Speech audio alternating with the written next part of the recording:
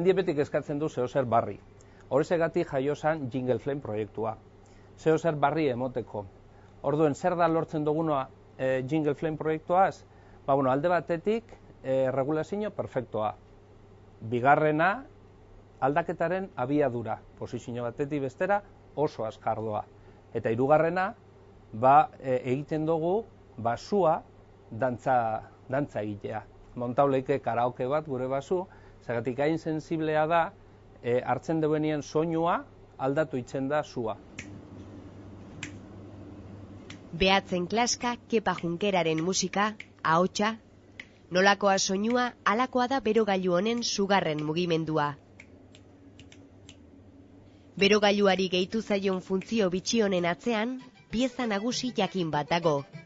Eta baita Kopreziren eta Mondragon Unibertsitatearen arteko hainbat urtetako elkarlana. Pieza nagusi hori aurkitzeko sugar dantzariaren sekretua Mondragon Unibertsitatearen elektronika sailera joan gara. Antonio Barbero irakaslea eta 3 ikasle ditugu zain.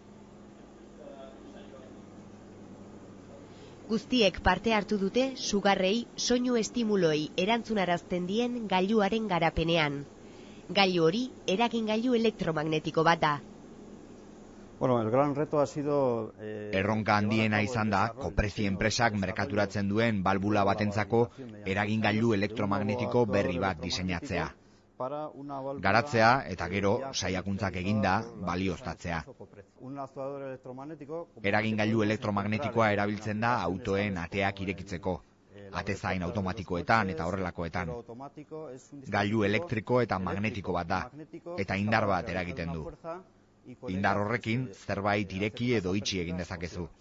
Kasu honetan, balbulan gas emaria eten edo berrezarri egiten da. Antonio Barberok berogailuaren gas balbula erakusten digu. Barruan pieza nagusia txertatu behar da, eragingailu elektromagnetikoa. Baina industria sekretua dela eta, ez berak eta ez taldeak ezin digute erakutsi kameraren aurrean pieza hori. Jakin badakigu eragingailuak balbularen barruan joan behar duela, eta bera izango dela gas emaria soinu seinaleen erritmora egokituko duena. Ezin digute pieza nagusia erakutsi, baina zirkuito bat prestatu digute Jingle Flame funtzioan parte hartzen duten osagai guztiekin. Horrela, soinu seinaleak gas balbularaino egiten duten bidea irudikatu ahal izango dugu. Osagaiak hauek dira: musika aparailu bat, soinu mailaren detektagailu bat, mikroprozesadore bat, driver bat, eta azkenik, eragingailu elektromagnetikoa barruan ezkutatuta daraman gas balbula.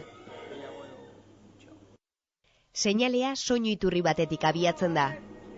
Soinu detektagailu batek seinalea hartu eta maila egokitzen du, tratatu egiten du soinu seinalea. Soinu maila berriak mikroprozesadore batera iristen dira. Ondoren, aurrez ezarritako algoritmo bat duen driver batera doa seinalea.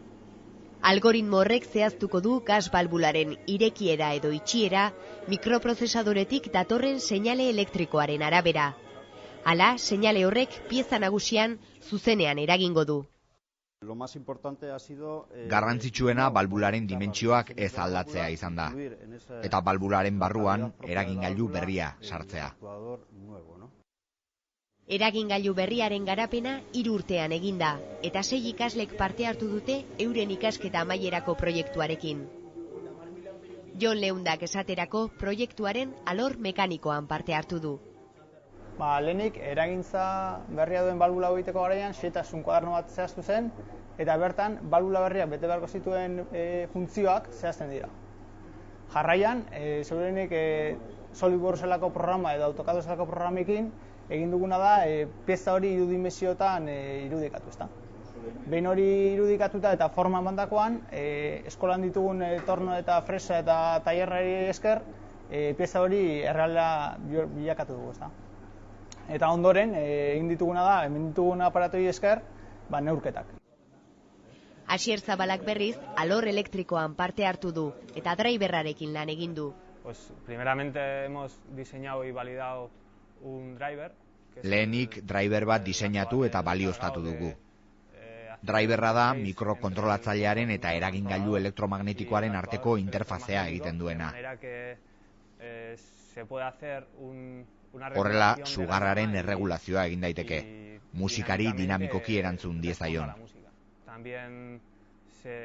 Kontrolatzaile egoki bat aukeratu zen, bertan balbularen funtzioak implementatzeko.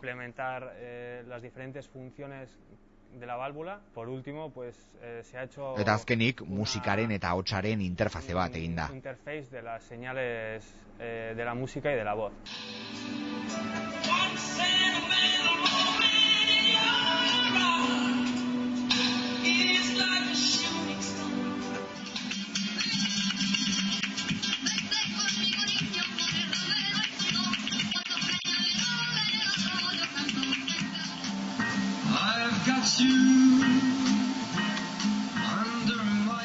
Berritasuna dela eta Kopretik Jingle Flame patentatu du Europan eta Ameriketako estatu batuetan.